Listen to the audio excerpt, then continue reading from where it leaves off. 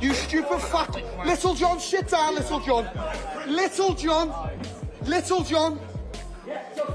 What are you going to do? I'm on my own. Get you. That just depends on whatever John wants to do. Nothing with me. I don't give a fuck for John or no one. Or Tommy or none of losing that fight. I would kick you straight in your face. Listen, you're not going. I don't. Not one person in this room. Security, you, your dad are not a threat to me. I'm an MMA fighter, so why if I come over there? Why? Or elbow you in the face, I will. Find me all my money, because I'm not even I'm about the money. I'm not about anything. I'm there to the bliss. Darren Till confronts John Fury at the Tommy Fury vs Eddie Hall press conference after being stopped from getting inside, and the energy instantly turns hostile. Till doesn't hold back, calling out John Fury and suggesting he's avoiding him on purpose. He pushes the idea that if there's real courage in the room, then Fury should step forward and face him directly instead of hiding behind security and restrictions. What are you going to do when I lift you off the ground and snap your fat neck? And then I'll blather your Tommy and then I'll blather Tyson with him. Darren Till stays aggressive after the confrontation and doubles down on his stance. He suggests John Fury is uncomfortable with him being around and hints at fear without directly saying it. Till throws a warning tone, saying he doesn't care about John Fury and makes it clear he will show up anywhere he wants, whenever he wants, no matter the reaction. I don't want to say scared because I don't know how they feel, but they obviously just don't want me around. You know what I mean? What happens if you block that? That just depends on whatever John wants to do. Nothing with me. I don't give a fuck for John or no. Tommy Fury brushes off the entire incident, suggesting it's just typical chaos around Misfits events and nothing serious from his point of view. He implies these situations always turn into a circus, especially when outsiders try to get involved. From his angle, the confrontation doesn't change anything about the fight itself, and he keeps his focus away from the drama. I didn't really see much. I was behind there backstage. It's Misfits, isn't it? You're always going to get a circus, and that's what it was. Darren Till hits back strongly at the criticism, questioning what Tommy Fury is even talking about when he calls him unprofessional. He admits it openly but defends it as part of the fight game, where chaos sells fights. Till also shifts the narrative, backing Eddie Hall and confidently doubting Tommy's ability. What's Tommy talking about, saying you're unprofessional or...? Yeah, I am unprofessional, but this is the fight game. I'm trying to build a fight with me and him. And he's saying I'm unprofessional. Yeah, I'm extremely unprofessional, but this is the fight game. We're fighters. How do you think the fight actually goes? With me and Tommy? No, with Eddie and Tommy. I think Eddie's going to beat him. Yeah? Stop him. I think Eddie's going to beat him. I think Tommy's poor. I think he's... John Fury responds with confidence after the confrontation, but the tone around it feels charged and personal. He makes it clear he still believes he has something left in him and isn't afraid to step into a fight situation if pushed. He talks about worth, pride, and not needing money, but the underlying tension with Darren Till only adds more heat. It now feels less like words and more like a warning being built into something that could explode later.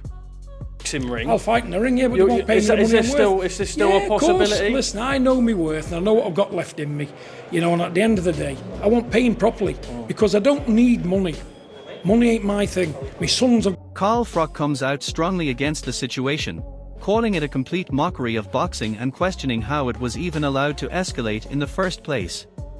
He makes it clear he sees the behavior as embarrassing and damaging to the sport's image. His criticism adds serious pressure on everyone involved, turning what was already a heated incident into a wider controversy that now reflects badly on boxing as a whole. Makes a mockery of boxing and just disgust and disgrace the room. I mean, it's disgusting and disgraceful what he's done. He should be embarrassed. I hope he is embarrassed, but it's not acceptable. I don't know why he's done. Frank Warren gives a more controlled reaction, acknowledging the incident but clearly trying to calm things down. He stresses that both sides have already made up and apologized, pushing the focus back toward the actual fight. However, the mention of John Fury's behavior shows how messy things got, even if the aim now is to move past it and refocus on boxing inside the ring. Well, everybody else, it seemed. I wasn't there when it happened because we was inside doing whatever we was doing, other interviews, I think. And somebody showed it to me. I see John with his cut head. Look, that's not what we want. I don't want to see that happen. No one does. But I understand now both sides have made it up. They've apologised. So hopefully it's all in the past. and we can concentrate what everybody's out here for, which is a... Tony Bellew delivers a blunt assessment, saying if his own father behaved like that, he would have stepped in immediately and called it out as embarrassing. He questions how the situation was allowed to reach that level at a professional event, calling it a bad look for boxing overall. His comments raise the stakes even higher, suggesting this kind of chaos cannot keep happening without consequences. If my father behaved like that at a press conference, I would put him straight and tell him. It's embarrassing and it can't be happening, mate. It's a really bad look for boxing. I'm actually surprised it's been allowed to go on and happen in a place where they're at, to be honest. Duke McKenzie breaks down John Fury's behavior as someone who thrives in chaos, pointing out how he uses shouting, threats, and aggression to dominate any room he's in. He suggests this pattern is nothing new, but what stands out is how the public seems drawn to it despite the controversy. His analysis adds weight to the idea that this isn't just an isolated incident, but a style that keeps repeating around major fight build-ups. He knows how to shout houses down and make threats and swear and all the rest of it because he creates chaos wherever he goes. And for whatever the reason, the public... Tyson Fury defends the promotional chaos, framing it as part of the entertainment side of boxing rather than something negative. He praises the way his father has helped build attention around the fight, calling it effective promotion. While it sounds supportive, it also shows how blurred the line has become between genuine tension and marketing, where controversy is being used as fuel to sell the event. You know, this is show business. We're not here when it's not a political room of educated men. These are fighters teams, fighters things. What a way to sell the fight. My dad's an excellent salesman and he's done a fantastic job. So big up John Fury, get up son. Big up. Spencer Brown gives a more grounded reflection, suggesting what happened between the camps was more chaotic behavior than anything serious. He describes it as pushing, shoving, and emotions boiling over in the moment, but also implies it should not escalate further. His tone brings a sense of reality back into the situation, hinting that both sides may need to calm down before things get worse. You know, I see Ed Butts down the pub. I used to see him down the pub every weekend. So, you know, it was what it was. You know, and we all were pushing and shoving and being stupid. We maybe need to grow up a little. This is Tommy Fury stepping away from the chaos and trying to shift everything back to the ring. While tensions outside are boiling, he makes it clear he is not interested in trading insults or getting dragged into the noise.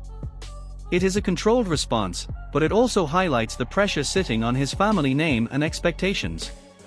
Instead of engaging, he is banking everything on performance, letting fight night settle the argument once and for all in front of everyone watching. Like I say, yes, that is the reason why I'm sat around the table. You know, I could have easily got on the phone to Eddie and had a back and forth, this and that, and said, oh, you can't say this, or I'll do this, or I'll do this. But no problem. I'll let these do the talking for me, Dad, on the 13th. Eddie Hall doubles down on the physical reality of this matchup, making it clear he believes size alone changes everything. He is not talking in theory anymore, he is pointing directly at the massive weight gap and how it shifts danger in an instant. In his eyes, this is not about skill discussions or boxing talk, it is about impact and survival in close exchanges. That kind of statement only fuels the narrative around John Fury's confidence and whether he is underestimating what is in front of him. It adds another layer of intimidation to the build-up, where one clean shot is being described as fight ending. The warning is simple: if it lands clean, the lights go out. Be down on all those, but what you cannot beat is sheer size. You know, I think there's going to be 100+ pounds in weight difference. Yeah. 50 kilo. And I don't care who you are, if that catches you on the... John Fury turns the tension up again, brushing off Eddie Hall's confidence and painting a picture where experience and speed overwhelm raw size. He is fully leaning into the idea that Eddie has no real understanding of what he is stepping into, treating it almost like a mismatch in timing and rhythm rather than strength.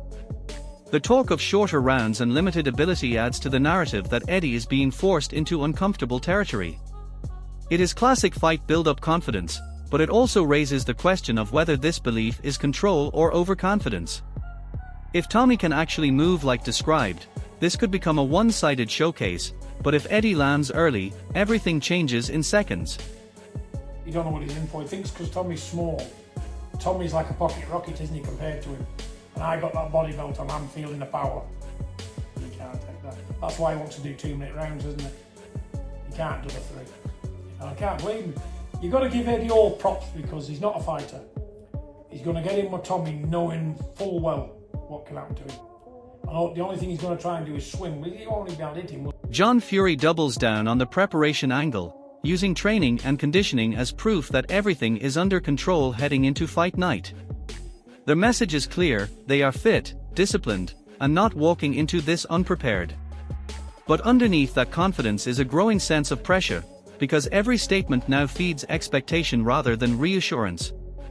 Fans are split between seeing this as professional focus or classic fight week mind games. The debate is no longer just about skill, it is about whether ego and confidence are masking real danger. With emotions rising, the question becomes whether this light work narrative holds up once real shots start landing under the lights. They're always fit, you know, and at the end of the day, he's not coming in camp overweight sort of thing. So, well, like I say, as you can see, we work hard, don't we? You've seen what we do here. You said this was an easy session as well. Oh yeah. A light session. Yeah. John Fury ramps up the final warning tone, insisting Eddie Hall has no idea what he is walking into and framing the whole clash as a mismatch in boxing ability. He dismisses Eddie as someone who will struggle to even land clean shots, while building Tommy up as too quick and too sharp for a man of that size. It is confident, almost dismissive, and clearly designed to shut down any talk of danger. But in doing so, it also sharpens the stakes even more. If Eddie does land even one clean punch, the entire narrative collapses instantly. That is why this fight feels unpredictable, because confidence on one side is being tested against sheer physical threat on the other. You don't know what he's in for. He thinks because Tommy's small, Tommy's like a pocket rocket, isn't he, compared to him? And I got that body belt and I'm feeling the power. He can't take that. That's why he wants to do 2-minute rounds, isn't it? He can't do the 3. I can't blame him. You've got to give Eddie all props because he's not a fighter. He's going to get in with Tommy knowing full well what can happen to him. And the only thing he's going to try and do is swing, but he won't even hit him. John Fury closes things off with full confidence, almost dismissing Eddie Hall as someone walking into a completely different world. He repeats the belief that speed, timing, and boxing skill will shut everything down before size even becomes a factor. From his point of view, this is not a 50-50 clash, it is a controlled showcase where Eddie struggles to even land clean. But that confidence is exactly what makes this so dangerous, because fight nights rarely respect predictions once the first clean shot lands. Eddie's size threat is still hanging over everything, and one moment can flip the entire story instantly. So the real question now is simple: is this pure confidence from John Fury justified experience, or is Eddie Hall about to shock everyone with one massive punch that changes everything? Drop your prediction in the comments.